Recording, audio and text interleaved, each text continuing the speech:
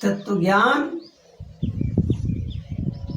और प्रकृति के विरुद्ध जिम्मेवारी। हर एक व्यक्ति अपने संकीर्ण दृष्टिकोण के बीच में विचरण कर रहा है।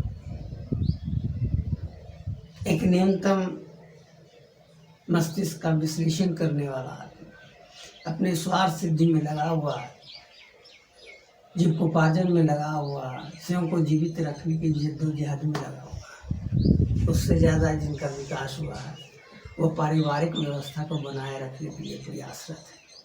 उनसे जिनका स्तर ऊंचा है वो सामाजिक स्तर पर अपने आप के वर्चस्व को बनाए रखने के लिए प्रयास, कुछ राष्ट्र के प्रति समर्पित हैं, कुछ पर्यावरण के प्रति समर्पित हैं। लेकिन एक अखंडता की अनुभूति को प्राप्त किए हुए व्यक्ति, एक तत्ववेत्ता, संपूर्ण प्रकृति के प्रवाह का स्वयं को अपने एक हिस्सा में मानता है। वह इसी परिस्थिति में जीता है, लेकिन उसकी कल्पना क्षमता इतनी मजबूत होती है कि वह अनंत के बारे में सोचता है, समझता है, अनुभूति को प्राप्त करता है, जिसको बिरले ही समझ पाते हैं। सामाजिक व्यवस्था में लोग रचे बसे हुए हैं। जातीयता, धर्मांधता, राष्ट्रवाद प्रबल भाव में लोगों में विराजमान है, और वो जिस भावना में जी रहा है, जिस अनुभूति में जी रहा है, जिस अनुभूति में आलोक में वह संस्कारगत हुआ, वही उसके लिए जीवन का परम लक्ष्य हो गया। उसी में आगे बढ़ना, उसी में जीना और उसी में जीवन लीला समाप्त कर लेना वह अपने को सौभाग्यशाली समझता है। एक तत्ववेत्ता अनंत के बारे में सोचता है, अखंडता की अनुभूति के समझता है और प्रकृति के प्रवाह के बारे में सोचता है कि वह प्रकृति का एक कोण है और दूसरे कोण में कुछ और है, लेकिन केंद्र में अखंडता की अनुभूति है। यह परम अवस्था उसको अनुभूति कराता है। हर एक आदमी कुछ विस्तार लिए सोचता है, जो सामान्य से ऊपर सोचने वाले लोग हैं, लेकिन वह संपूर्ण प्रकृति के बारे में नहीं सोच पाता, प्रवाह के बारे में नहीं सोचता। एक पर्यावरण में, पृथ्वी के पर्यावरण के बारे में सोचता है, लेकिन सामाजिक व्यवस्था के बारे में वो बेहतर नहीं समझ पाता। वह संपूर्णता के साथ किसी विषय को नहीं समझ पाता है, नहीं व्यक्त कर पाता है, नहीं अनुभूति कर पाता। इसलिए जब स्वर्णिम की बात होगी तो स्वर्णिम की अवस्था का वास्तविक चिंतन वही कर सकता है जो अखंडता की अनुभूति को प्राप्त कर लिया है और जो समाज को आदर्श व्यवस्था की ओर ले जाने के लिए तत्पर है।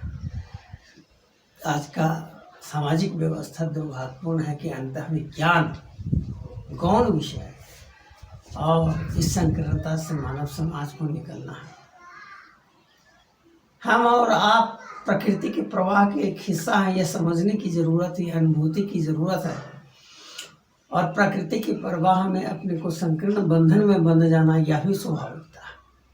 प्रकृति विविध प्रयोग कर रही है और अखंडता की अनुभूति तत्वज्ञानी भी पैदा होते रहेंगे, यह भी निश्चित है। यदि हम नहीं सुधरेंगे तो प्रकृति का प्रवाह स्वर्णिम की ओर स्वतः मानव समाज को ले जा रहा है। आप देख रहे हैं कि कोरोना का संकट है और व्यक्ति अपने से ज़्यादा विश्व के बारे में सोचने लगा है। राष्ट्रवाद की भावना गौण हो गई है। एक वायरस, एक सूक्ष्म वायरस जो इंद्रिय दृष्टि से परे है, वह लोगों को बाध्य कर रहा है कि वो दुनिया के बारे में सोचे। जातीयता की भावना गौण हो गई है, जातीय आंदोलन ठप हो गया है, दूसरे और विविध आंदोलन ठप हो गए और दुनिया से कोरोना कैसे हटे, एक वायरस के आक्रमण से कैसे मुक्ति मिले, यह सोच उसको मानवीय दृष्टिकोण को व्यापक बना रहा है और पूरा खंड खंड में बटा हुआ मानव समाज प्रकृति के प्रवाह का एक हिस्सा बनता जा रहा है। यह एहसास होने लगा। यह एहसास इतना सूक्ष्म है और मानव समाज इतना संकीर्णता के दलदल में फंसा हुआ है कि यह परिवर्तन भी उसे नहीं समझ रहा है कि वह स्वयं को विस्तार रूप से आगे बढ़ रहा है। आहिस्ता आहिस्ता परिस्थिति में ये बदलाव होता रहा है और मानव समाज इस प्रकृति के प्रवाह का ही एक हिस्सा है। कहीं न कहीं किसी न किसी रूप में यह समझ बढ़ती जाएगी और स्वर्णिम युग की अवधारणा की ओर भी हमारे मानसिकता बदलते रहेगी, यह निश्चित है।